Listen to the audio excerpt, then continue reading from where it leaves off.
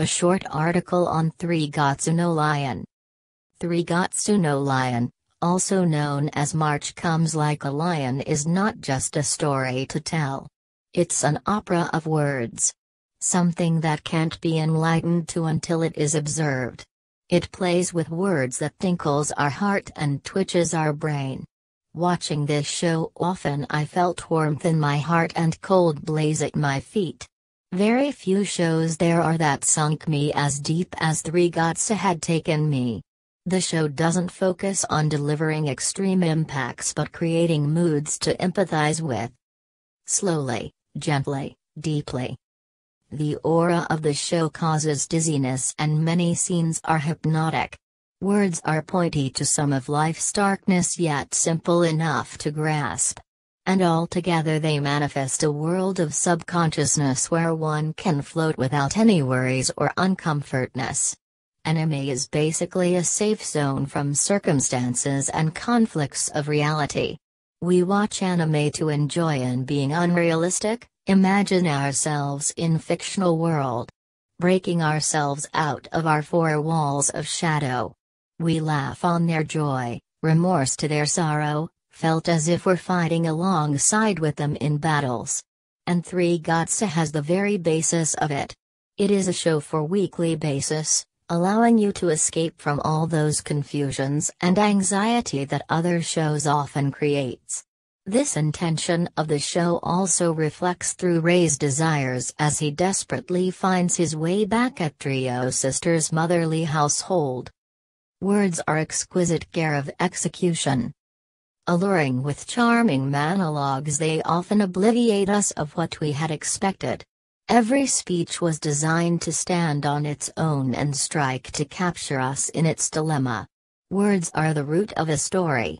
No matter how thrilling a story is, without the right choice of words it can collapse, leaving many sights unfold, confusing us with whether we were right or not.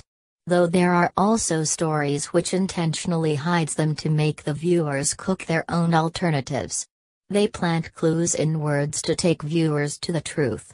But our story here is the simplest form of presentation. It never plays with us, never hide, never pretend.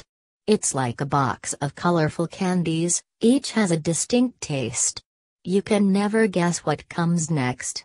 Each episode is separated in 3 chapters and each chapter is a cocktail of delight and despair. Express to explain. Every living being have feelings, even cats and dogs, and Studio Shaft as beautifully expresses them with its utmost intensity, taking even a step further on, adding amusing SFX to walls and doors expressions as if they were alive. These small gestures gave every part of that world a reason to exist, not just some details. Like that time when Momo been chased by a dog and the dog kept saying cute. How a horrifying situation for Momo turned into relish for us. Even expressions are subtitled on the screen to throw an impact. In a way, a show with so little going can evolve into a beast. Their words had forked a lightning eye. Diving in deep despair, they also pulls us out with their optimism behavior. Main characters are designed to express a shocked, scared and petrify on weird situations despite their broken hearts. While others are there to construct the palette of emotions.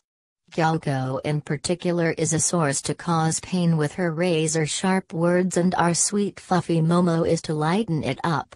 Rei's narration as well as an insightful direction that is willing to let its imagery speak for itself.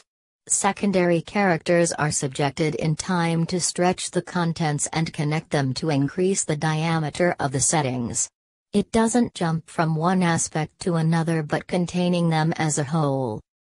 Visuals act as an auditor, narrowing down the storytelling to adjustable standard to give us a sense of what's going on while elaborating with stunning visual illustrations. Just like a painter expresses his thoughts with a single brush stroke.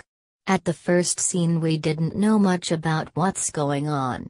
And it doesn't explain everything in that moment either.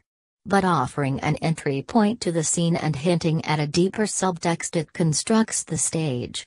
Then putting characters at their place, it concludes with the starting.